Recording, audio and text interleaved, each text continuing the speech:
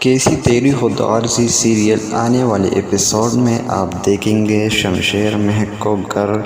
چھوڑ کر دونوں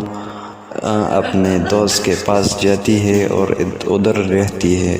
جب تارا کو پتہ چل جائے، تارا شمشیر کے پاس جاتی ہے اور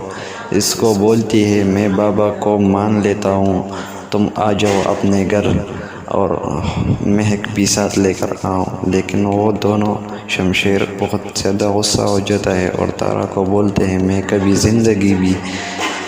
گھر واپس نہیں آ سکتا،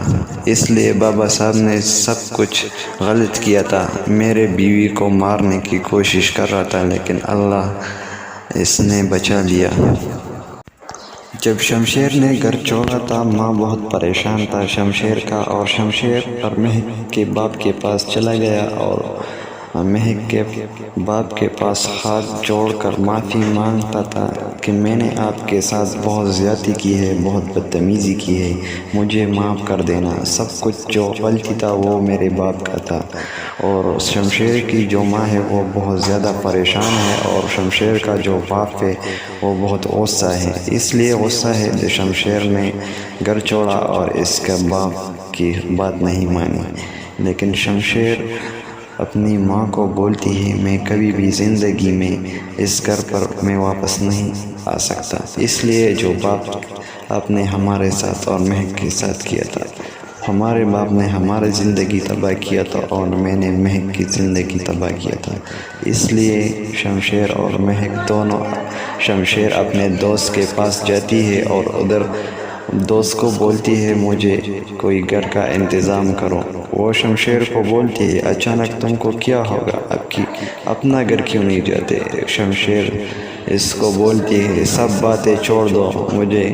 گھر کی ضرورت ہے، مجھے گھر کی ضرورت ہے۔ وہ دوست بولتی ہے ٹھیک ہے میں گھر آپ کے لیے ڈھونڈتا ہوں، اور اس کے لیے جو گھر ڈھونڈ گیا پھر وہ مہک ادھر جاتی ہے اور شمشیر اور دوست دونوں بازار میں جاتی ہے اور کھانے پینے کی کچھ لے کر آتی ہے، اور شمشیر جو ہے نا وہ اپنے دوست کو بولتے ہیں مجھے